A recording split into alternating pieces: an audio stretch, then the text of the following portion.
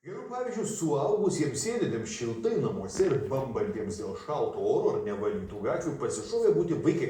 Nebaisydami nosį kandančio šaltuko būrys Klaipėdos rajono berniukų ir mergaičių pasiėmė meškeres ir patraukė prie vandens. Jaunuoliai sako, kad sėdėti namuose prie išmanių įrenginių kenkia sveikatai, tad jau geriau užmesti meškeres ir pasivaržyti, kas ištrauks didesnę žuvį. Kas čia tati? Patyręs meškeriotojas Čia nukrypia čia vaikai. moko 9-metį gargždiškį roką, kaip Vaikai. šį kartą naudoja žieminės meškeres. Po kelių praktinių ir teorinių patarimų vyras berniuką palieka toliau žuvis gaudyti vieną. Tačiau panašu Raimundo pamokos Roko žinias tik praplečia, mat berniukas pasakoja jau ne kartą ištraukęs pagalbą.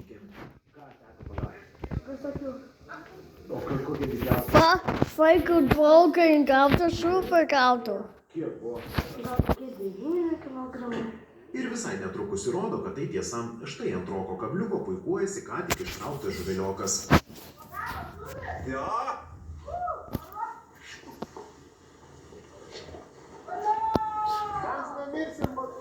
O štai 15-metė Urtė meškerę rankose laiko pirmą kartą. Tačiau šis hobis merginai patiko nuo pirmo kabliuko užmetimo. Pats fainiausias dalykas iš tikrųjų, taip pailsėti, pasidžiaugti, taip gamta, taip fainai. Čia dar vienas jaunasis meškeriotojas, 13-metis Danas. Jis žuvį gaudyti pradėjo šią vasarą ir jau gali pasigirti ištraukta lydeka. Tokia dėžė. Kur čia?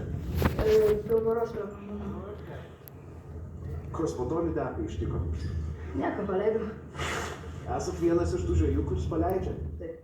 Kodėl? Aš nelabai valgau žuvies, nes man nelabai patinka. Šiuos bei dar didelį būrį vaikų bei paauglių žvejybai subūrė Gargždų vaikų ir jaunimo laisvalaikio centras.